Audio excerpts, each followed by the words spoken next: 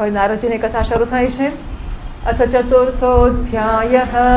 व्यास उवाच इति ब्रुवाणं संस्तूय मुनीनां दीर्घसत्रिणां वृद्धः कुलपतिः सूतं बभ्रुचः शौनको ब्रवीत्.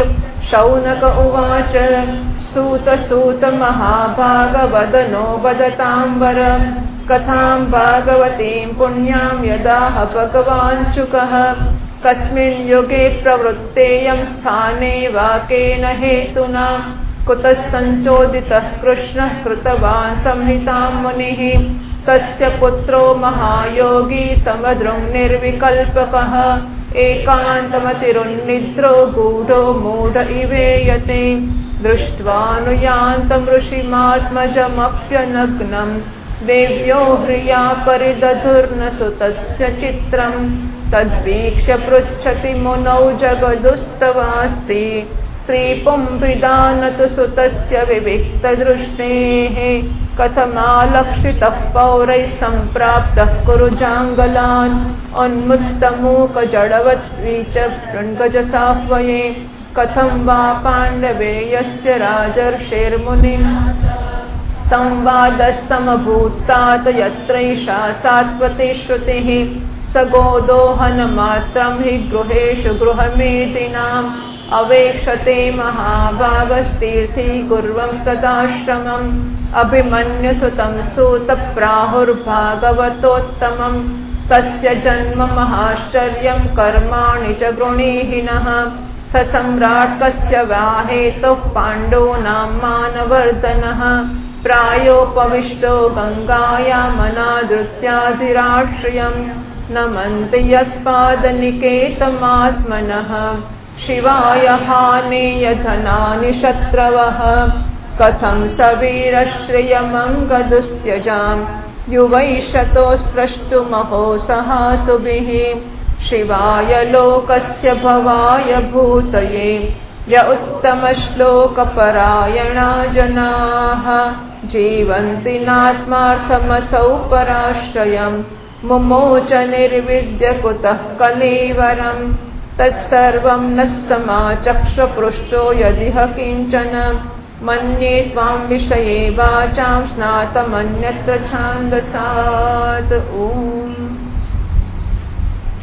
વ્યાસજી કહે છે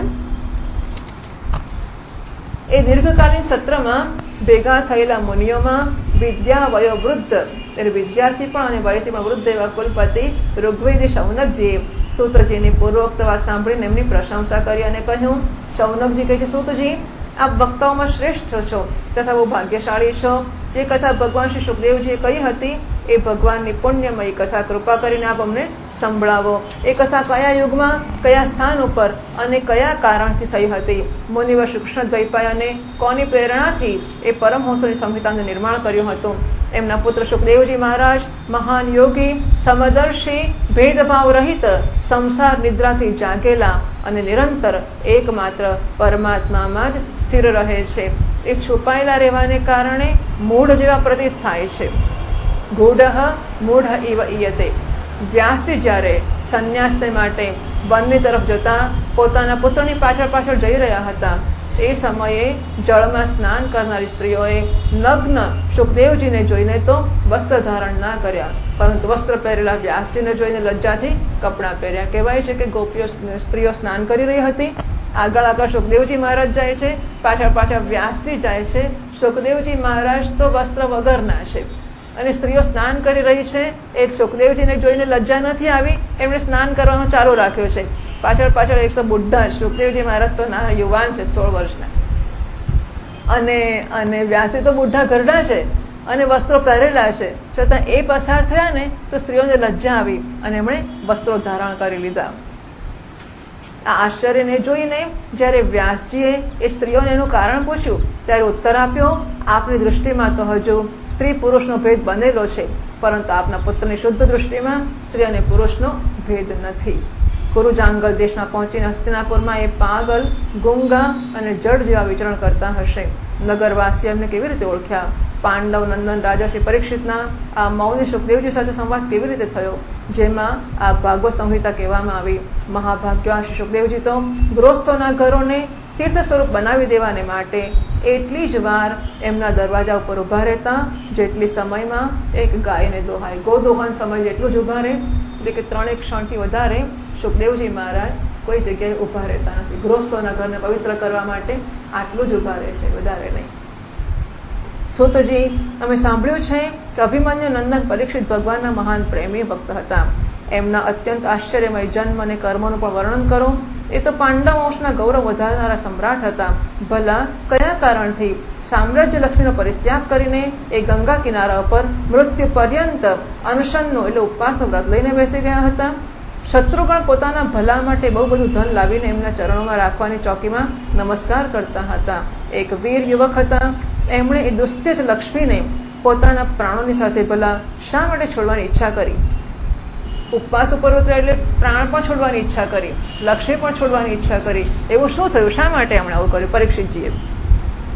જે લોકોનું જીવન ભગવાનને આશ્રિત છે તે તો સંસારના પરમ કલ્યાણ, અભ્યુદય અને સમૃદ્ધિ માટે જીવન ધારણ કરે છે.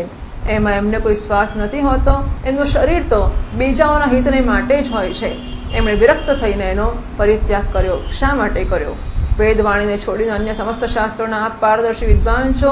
હે સૂતજી, આથી આ સમયે જે કંઈ અમે આપને પૂછ્યો છે એ બધું આપ કૃપા કરીને બતાવો.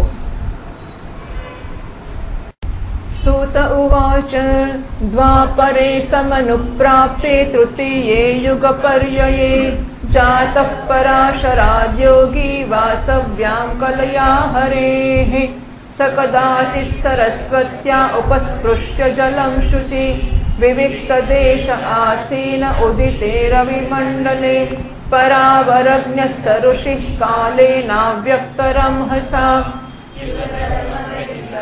प्राप्तं भुवि युगे युगे भौतिकानां च भावानां शक्तिह्रासं च तत्कृतम् अष्टदधानान् निस्सत्त्वान् दुर्मेधान् ह्रसितायुषः दुर्भगांश जनान् वीक्ष्य मुनिर्दिव्येन चक्षुषा सर्ववर्णाश्रमाणां यद्दध्यौ हितममोघदृक् चातुर्होत्रं क्रमश्रुतं प्रजानां वीक्ष्य वैदिकम् व्यदधात्यग्न्यसन्तत्यै वेदमेकं चतुर्विधं ऋग्यजुस्सामथर्वाख्या वेदाश्चत्वार उद्धृताः इतिहासपुराणां च पञ्चमो वेद उच्यते तत्रर्वेदधरोपैलः सामगो जैमिनिः कविः वैशम्पायन एवैको निष्णातो यजुषामुत अथर्वाङ्गिरसामासीत् सुमन्तुर्दारुणो मुनिः इतिहासपुराणानां पितामेरो महर्षणः त एतऋषयो वेदं स्वं संव्यस्यन्ननेकधा शिष्यै प्रशिष्यै तच्छिष्यै वेदास्ते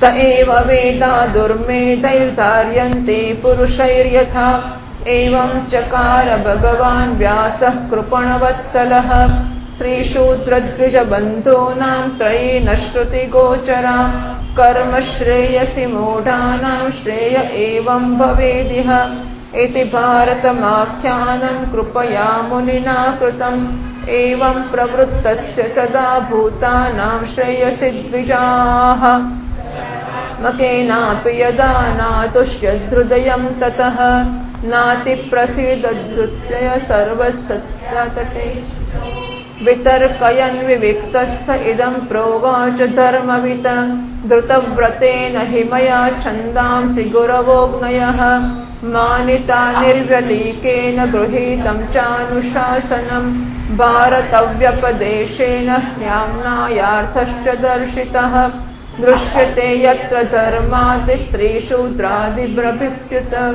तथापि बत मे दैह्यो ह्यात्मा चैवात्मना विभुः असम्पन्न इवा भाति ब्रह्मवर्चस्य सत्तमः किं वा भागवता धर्मा न प्रायेण निरूपिताः प्रियाः परमहंसानां त एव ह्यच्युतप्रियाः तस्यैवमखिलमात्मानं मन्यमानस्य खिद्यतः कृष्णस्य नारदोऽभ्यागादाश्रमं प्रागुदाहृतं तमभिज्ञाय सहसा प्रत्युत्थायागतं मुनिः पूजयामास विधिवन्नारदं सुरपूजितम्।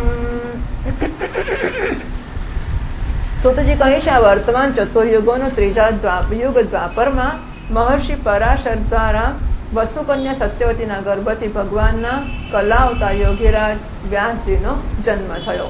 એક દિવસ વ્યાસજી સૂર્યોદયના સમયે સરસ્વતીના પવિત્ર જળમાં સ્નાન વગેરે કરીને એકાંત પવિત્ર સ્થાન ઉપર બેઠેલા હતા। મહર્ષિ ભૂત અને ભવિષ્યને જાણતા હતા।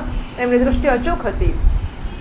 એમણે જોયું કે જેમને લોકો જાણી શકતા નથી એવા સમયના ફેરથી પ્રત્યેક યુગમાં ધર્મ સંકરતા અને એના પ્રભાવથી ભૌતિક વસ્તુઓની પણ શક્તિઓનો હ્રાસ થાય છે।